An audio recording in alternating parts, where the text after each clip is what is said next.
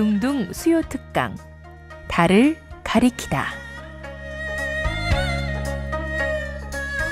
매주 수요일 코너입니다. 달을 가리키다.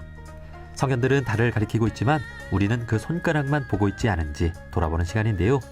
종교의 문자나 상징이 아니라 그것이 가리키고 있는 종교의 참된 가치에 대해 생각해보는 시간입니다.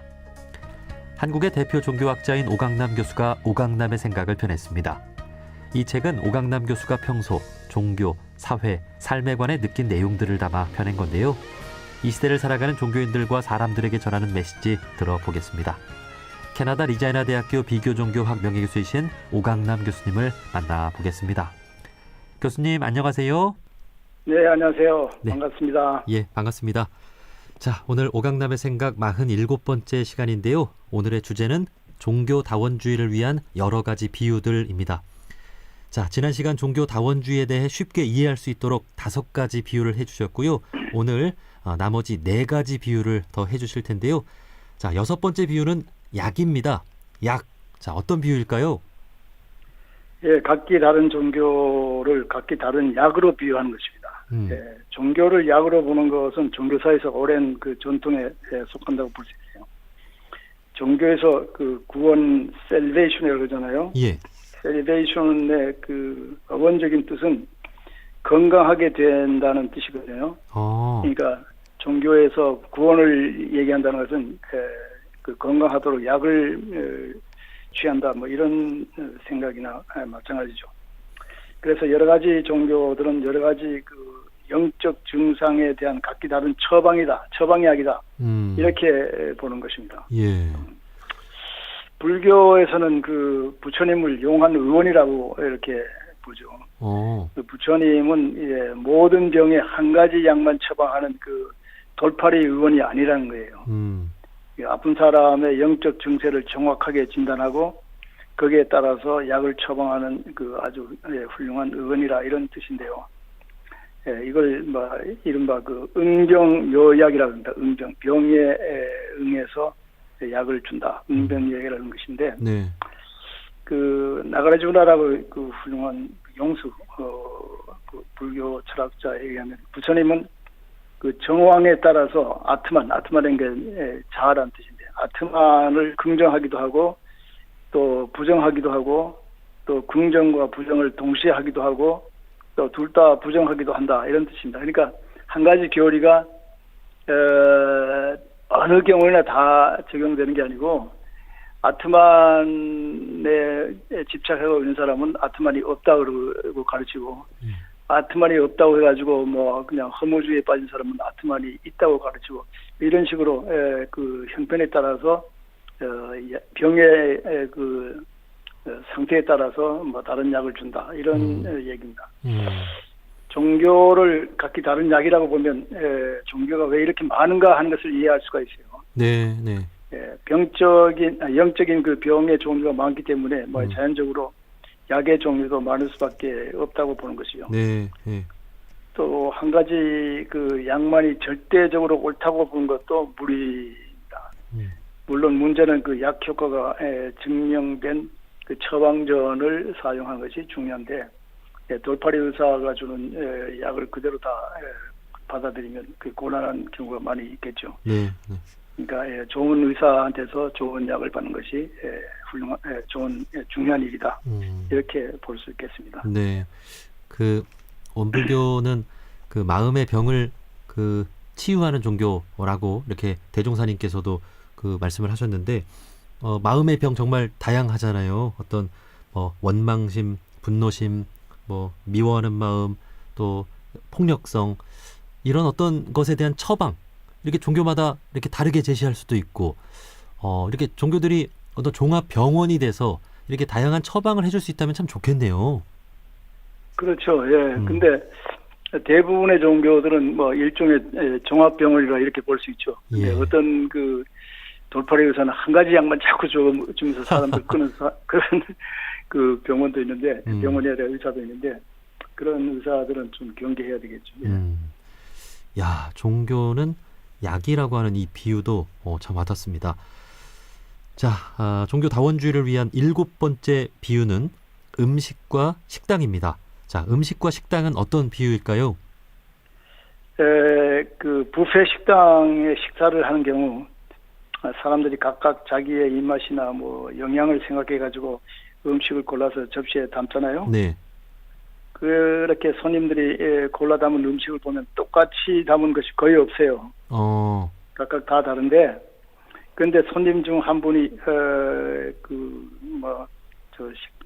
음식 이렇게 진열 된 끝에 서가지고 다른 사람들 보고 왜 자기와 같은 음식을 고르지 않았느냐고 큰 소리 치는 일이 있다면 그건 참 곤란하잖아요. 그렇죠. 그런 일은 없겠지만은. 예. 자, 종교의 경우 많은 사람들은 자기가 택한 종교가 유일하게 옳은 종교라고, 또 다른 사람들도 자기가 고른 종교를 고르라고 큰 소리 치는 경우가 많습니다. 그 식당 뷔페하고 달리, 물론 뭐 어느 악덕 식당에서 건강에 좋지 못한 음식을 파는 것이 확실하다면 그런 경우에는 사람들한테 알려가지고 이런 식당을 피하라, 이런 것이 뭐 가능할 수는 있지만은, 그러나 정상적인 식당의 경우 자기 기호에 맞지 않는 음식을 고른다고 해가지고 사람들을 막 정죄하거나 뭐 욕하는 일은 있을 수 없죠. 그럼요. 그러니까, 각기 자기의 기호에 맞는 음식을 골라 먹는 것이 뭐 정당한 것처럼 종교에서도 자기가 원하는, 자기가 중요하다고 생각하는 것을 골라는데 딴 사람이 그것을 부정적으로 평가하거나 이럴 필요는 없다, 이렇게 보는 것이죠. 네, 이 비유야말로 지금 오늘날 한국 사회에 딱 들어맞는 비유일 것 같아요. 정말 그 다양한 맛있는 음식들이 있는데 이 식당 저 식당 다 가서 맛있는 음식들 먹어도 괜찮잖아요. 그런 것처럼 이제 우리나라도 이제 다종교 사회에서 교회도 가고 사찰도 가고 그런 기회들이 열려 있으니까 이렇게 종교를 음식과 식당으로 비유해서 내가 원할 때 찾아가는 이런 것도 참 와닿는 것 같습니다. 글쎄요, 요즘 그런 경향이 많이 있어요. 서양에서는 종교를 쇼핑한다 그래요. 아, 그래요? 각 종교에서 자기가 원하는 것을 취하고, 또 이 종교에서 자기가 원하는 것이 있으면 거기서 취하고, 그래가지고 자기의 맞춤형 종교를 가는다, 이런 얘기를 합니다. 와. 전에는 한국에서 태어났으면 뭐 무조건 한국 음식만 먹고 한국 식습관만 따라야 되잖아요. 네. 근데 요즘 뭐 한국에 태어나서도 뭐 피자도 먹고 뭐 중국 음식도 먹고 일본 음식도 먹고 뭐 한국 음식은 말할 것 없이 이런 식으로 하듯이 종교도 그런 경향을 나타낸다, 이렇게 보는 사회학자들이 있습니다. 점점 그렇게 되어갈 수밖에 없겠네요. 예. 그렇죠.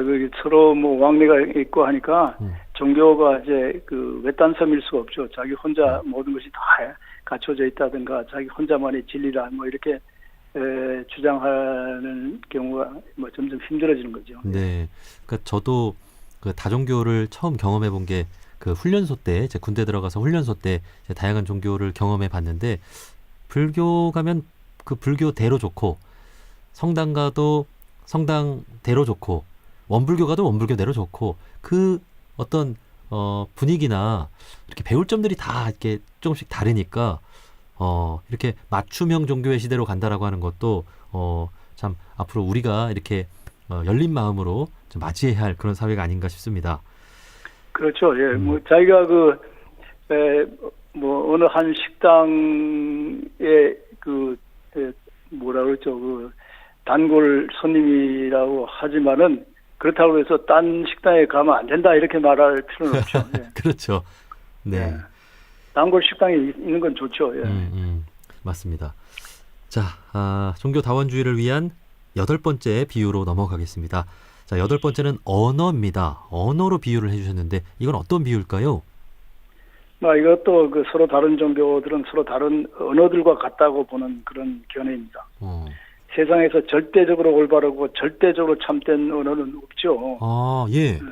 내 언어만이 절대적으로 올바른 언어다, 이렇게 주장하는 그런 경우는 없습니다. 모든 언어들은 특정 집단의 사람들이 자기들의 생각을 표현하기 위한 수단으로 작용할 능력이 있죠. 네. 물론 모국어가 다른 언어보다 더 친숙하고 더 편리하게 느껴지는 것은 당연한 일일 것입니다. 그렇다고 해가지고 내가 사용하는 언어만이 유일하고 올바르고 지질된 언어다.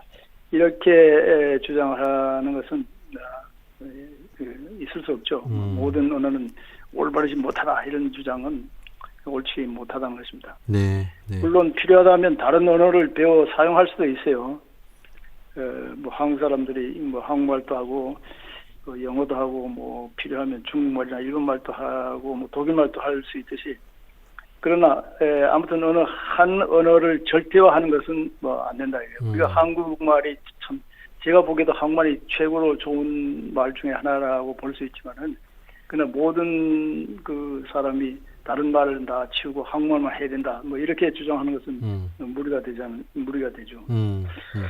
근데 그 괴테라는 그 독일의 시인이면서 뭐 극작가 이런 분이 무슨 말을 했냐면 하나의 언어만 아는 사람은 아무 언어도 알지 못한다 이런 말을 했거든요. 그런데 그 종교학의 창시자 맥스 뮬러라고 하는 사람은 이걸 어디다가 적용했냐면 하나의 종교만 아는 사람은 아무 종교도 알지 못한다 이런 말을 했어요. 아, 예. 거기에서 이제 비교 종교학이란 말이 이제 학문이 생겨났는데 내 종교를 좀 더 잘 알기 위해서라도 다른 종교를 알 필요가 있다 이런 얘기입니다. 우리가 이웃 종교를 배척할 것이 아니라 이웃 종교를 알아보고 그 종교와 대화하는 것이 중요하다. 그것이 내 종교를 이해하는 데도 중요한 요소다. 이렇게 봅니다. 네. 뭐 언어의 그 절대적인 언어가 없듯이 종교에도 절대적으로 옳은 종교는 있을 수 없다. 이렇게 보는 셈이죠. 네. 아마 우리 한국인들은 다 한국어를 제일 편하게 생각하고 자부심도 있고 최고 좋은 언어라고 생각할 겁니다. 그런데 그렇게 한국어를 다른 나라에 가서 우리 한국어가 최고니까 한국어만 써 이렇게 말한다면 이 세계화 시대에 참 맞지 않는 사람이겠죠. 그래서 지금 실질적으로 한국말이 지금 점점 퍼지는 걸 보니까 한국 종교가 점점 더 퍼질 가능성이 많이 있지 않을까 이런 생각도 듭니다. 그러네요. 예. 자, 그럼에도 분명히 이제 다른 사람의 언어도 종교도 존중해주는 마음을 갖고 이렇게 권유를 해야 되겠죠. 예. 그렇죠. 예. 자, 마지막 비유입니다. 종교 다원주의를 위한 9번째 비유는 어머니입니다. 어머니, 어떤 비유일까요? 내 어머니가 나에게는 가장 훌륭한 어머니예요. 이건 뭐 말할 필요도 없습니다. 이게 소위 말하는 객관적으로 훌륭해서가 아니라 실존적으로 훌륭해서 나에게 가장 훌륭한 어머니다. 예. 자, 복잡한 거리나 시장에 가가지고 제 어머니가 내 손을 잡고 따라오라 그러는데 그 어머니의 손을 놓치면 길을 잃어버릴 수도 있어요. 네. 또 나쁜 사람의 속임수에 넘어가서 아주 곤란을 당할 수도 있어요. 심지어는 뭐 죽임을 당할 수도 있습니다. 그런데 내 어머니는 그럴 경우 나에게 그야말로 길이요 진리요 생명이죠. 그러네요. 네. 그렇다고 해가지고 그 시장에는 모든 아이들이 다 내 어머니의 손을 잡으라고 말할 수는 없죠. 그렇죠.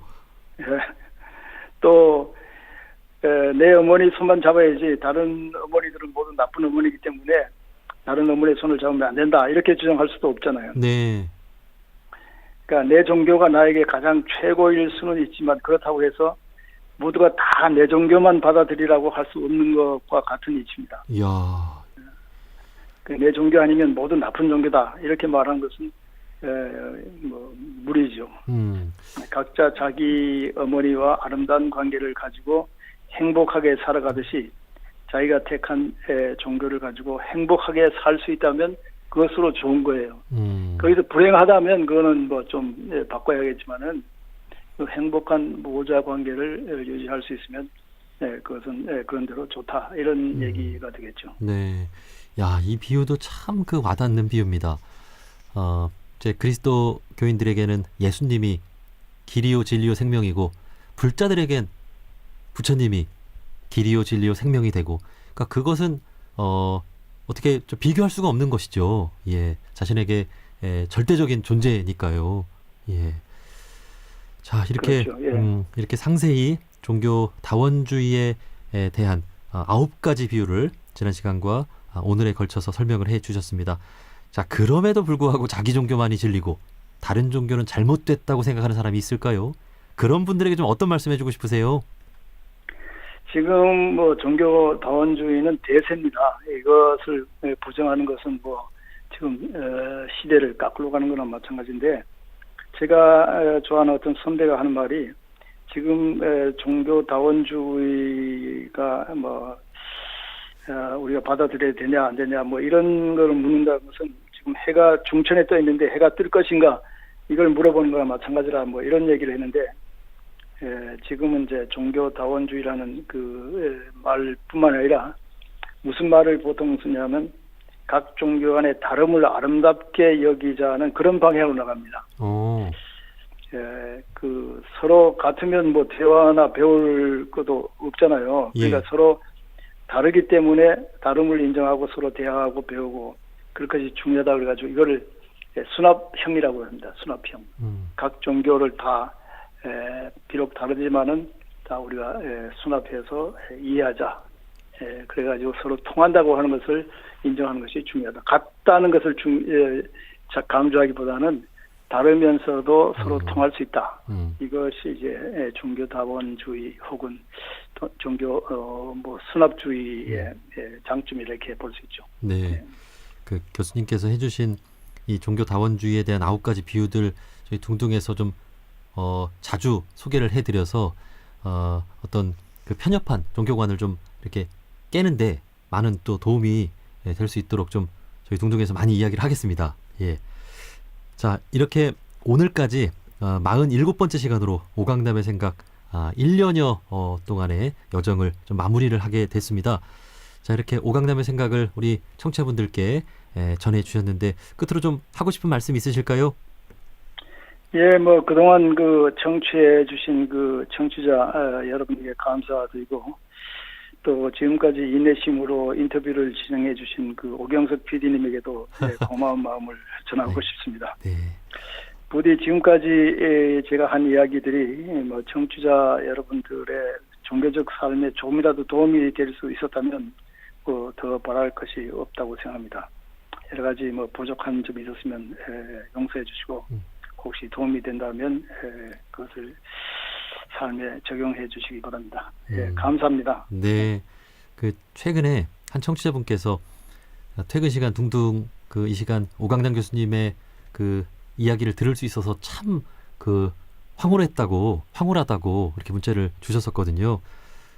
그 교수님의 어떤 이야기의 진가를 알아보시고 항상 좋은 시간으로 이 시간을 기다리셨다고 하셨는데, 많은 분들께 오강남 교수님의 어떤 말씀들이 이렇게 여러 종교를 두루 이해하고 깨치는데 큰 도움이 될 수 있었던 것 같습니다. 자, 앞으로 또 기회가 된다면 또 다른 주제로 또 다양한 이야기로 교수님과 또 인터뷰를 이어갈 수 있는 일들이 또 많이 있을 거라고 또 기대를 하겠습니다. 네. 자, 여기까지 감사합니다. 말씀. 네. 수고 많이 하셨습니다. 예, 고맙습니다. 캐나다 리자이나 대학교 비교종교학 명예교수이신 오강남 교수님이었습니다. 교수님, 오늘 말씀 고맙습니다. 네, 감사합니다. 안녕히 계세요. 네.